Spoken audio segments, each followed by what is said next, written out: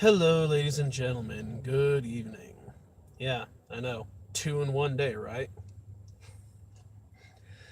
Well, the only reason that I'm live streaming for a second time is because I was just listening to some scary stories that are particularly about walking.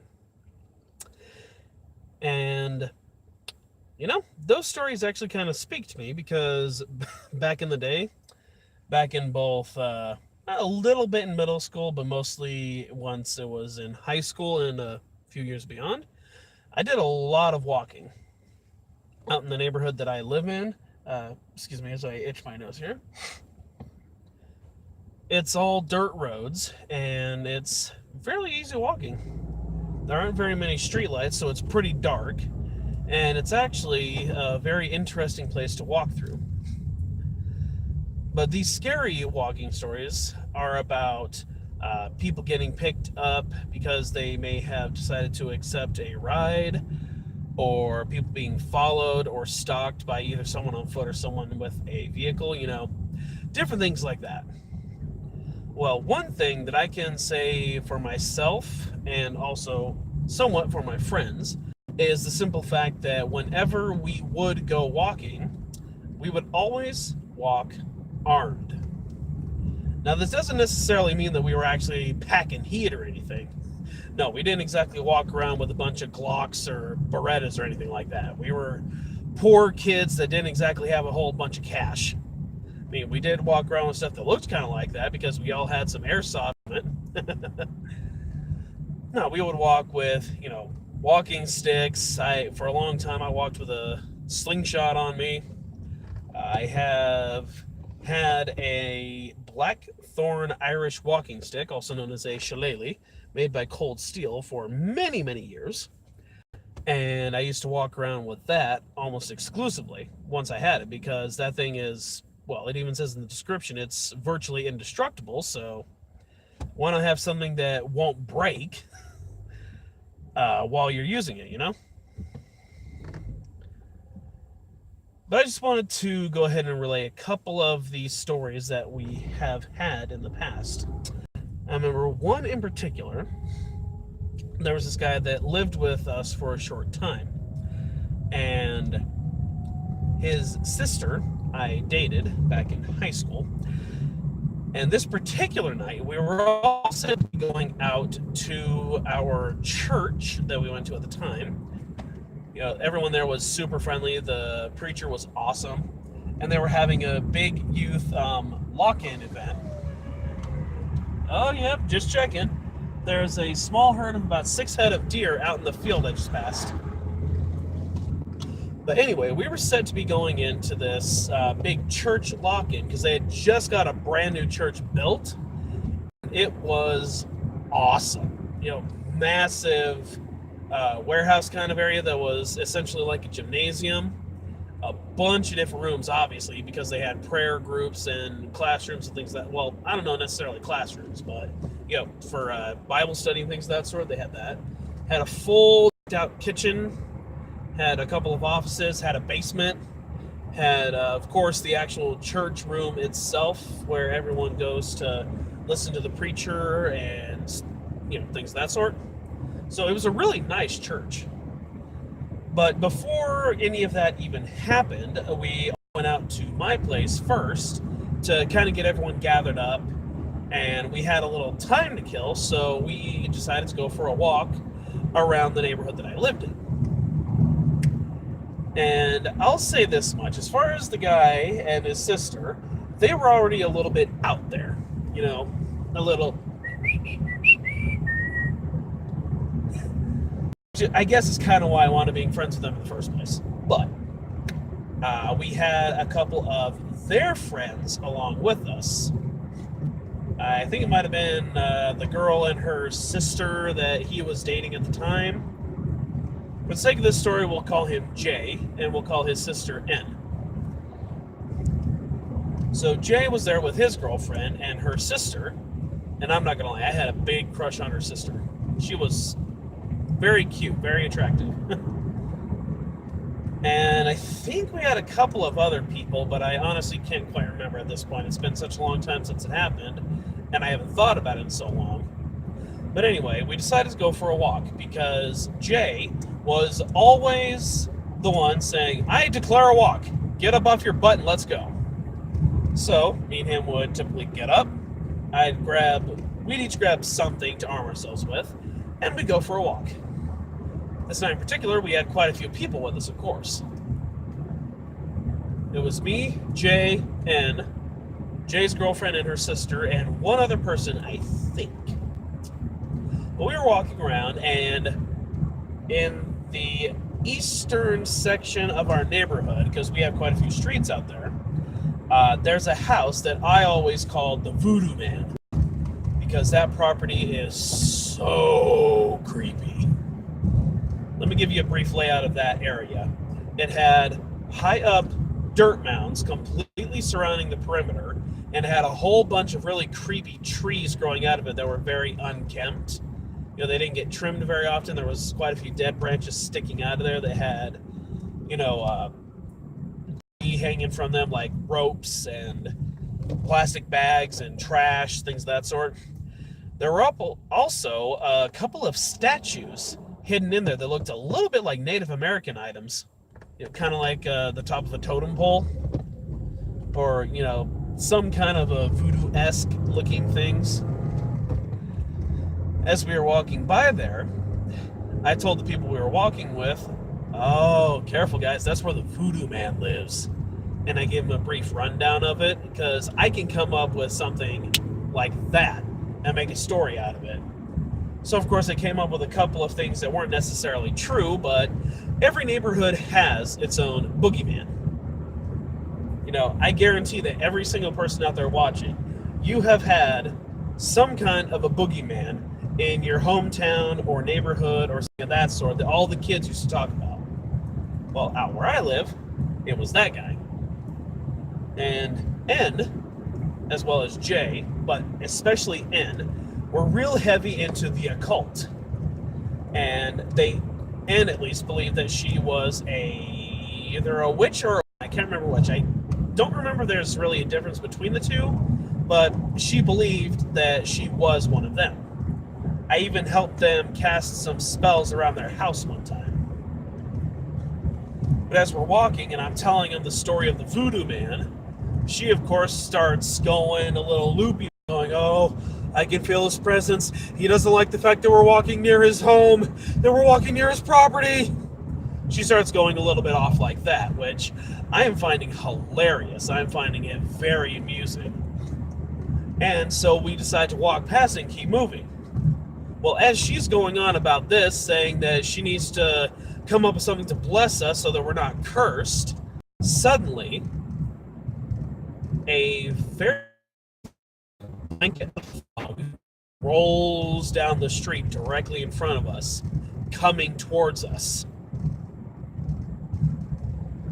So we keep walking, but we're all kind of taken aback for a minute there that we just see this random bit of mist come in front of us. So we walk through it, and it suddenly dissipates as N is going on and on.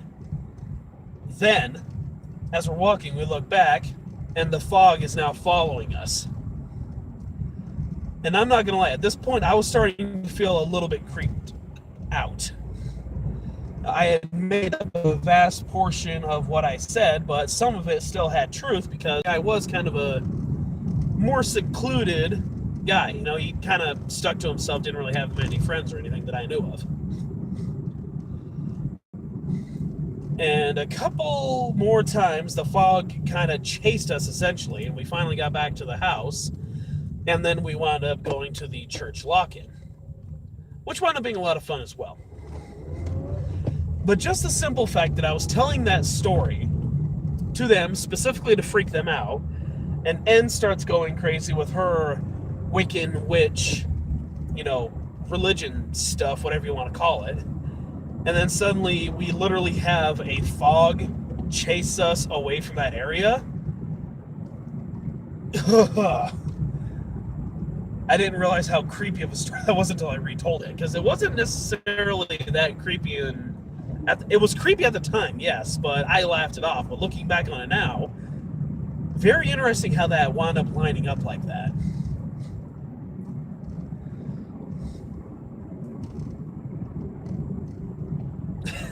We missed a lot. What is this story?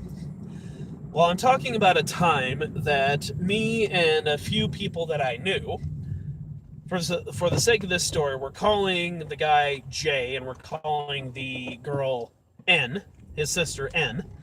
All of us wound up going to a big church at Lock-In, but before that, we wound up walking around the neighborhood that I live in currently. And it was J and the girl that he was dating at the time and her sister, and I think one other person. Essentially, I'm just telling what happened while we were walking and how it was. I had a feeling you would know who I was talking about, but for sake of argument, I'm sticking with specifically calling them by letter instead of actually by name. Then I remember another time when it was me, Monkey, and another friend. I don't know if he really cares too much about me giving his name out or not, but for the sake of this, I'll just call him Quicksilver.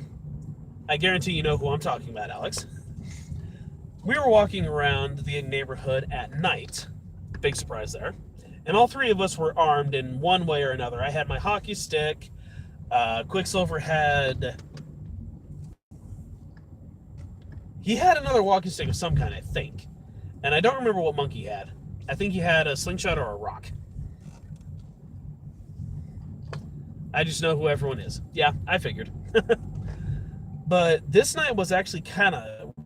And before anyone jumps me, that's the name, brand of the cigar, okay? What in the heck is that in the street? Oh, it's a cat. Whew, okay, telling these somewhat creepy stories is starting to get me a little bit creeped out. Anyway, so we're walking through the neighborhood. It's late at night. It is dark. I just ran over a big hunk of ice, apparently. And we're walking, and all of a sudden, we hear this deep-throated growling behind us, and all three of us immediately raise up our arms in defense. But here's the weird part. We didn't see anything. We looked all over the place, and that neighborhood is notorious for people having dogs that they don't actually try to keep in their yard.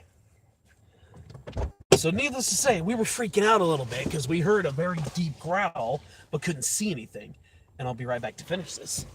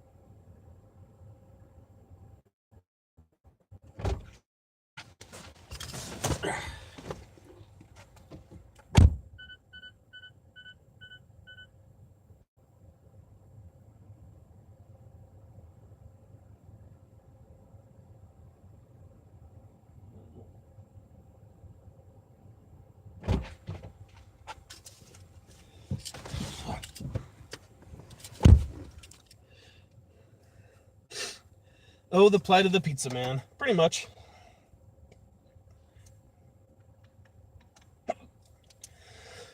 So we put our armaments up. That's probably the wrong terminology. And we all stop and we're waiting. We're looking. We don't see anything. And one thing that's very interesting about all of our walking trips, or at least most of them, was the simple fact that the moon was very rarely out when we walked. Something we would say quite often, actually. It's like, is the moon out? Nope. Oh, big shock there. So finally, we calm down and we start walking again. About 5 minutes later, we hear the growl again, only this time it's in front of us. Monkey looks ahead and he goes, dude, do you see that? There's a huge dog up there, man. So, of course, we raise them up again, ready to swing if this thing should come at us. We walk a little further to get a closer look. And I go, dude, that's a trash can. So Monkey was a little bit loopy from the freaking cigar we had been passing around. It's like, no, that was a dog, man. That was not a trash can. That was a dog. It's a trash can, genius. Take a look. We heard the growl a couple more times, but at that point, we were so over it that we didn't even really care.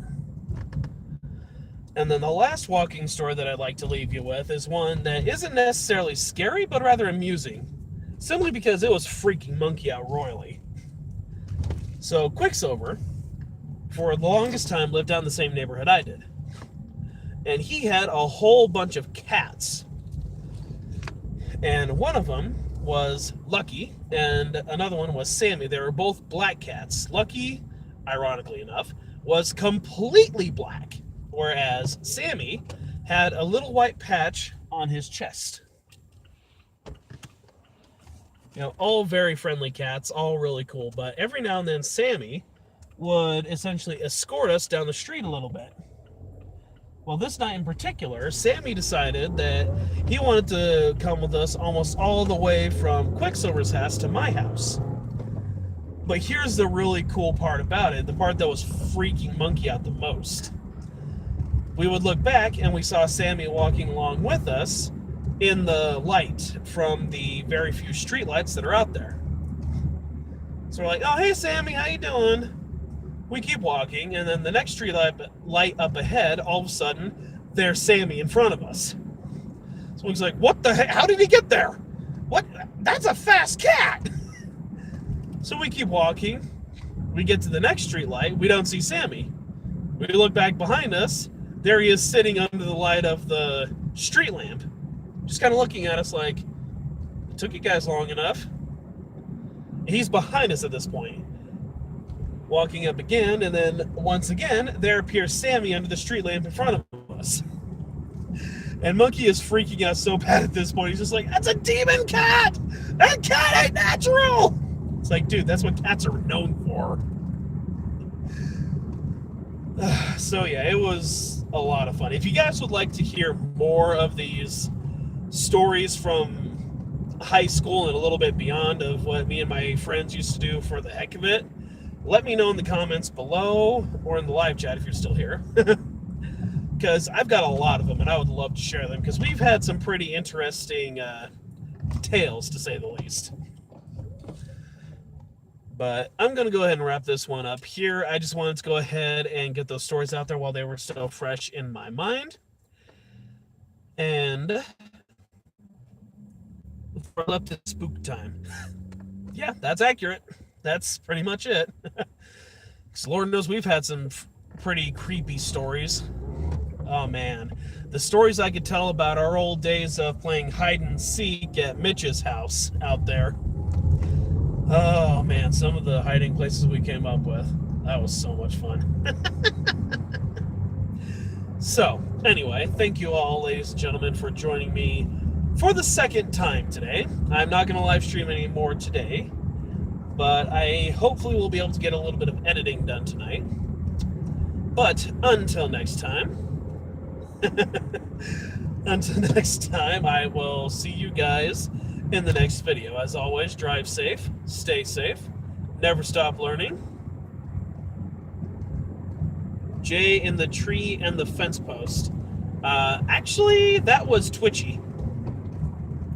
I mean, I know Jay was in one of the trees before that, but it was Twitchy that climbed up in the tree, and it was Twitchy's girlfriend at the time. I don't remember what her name was.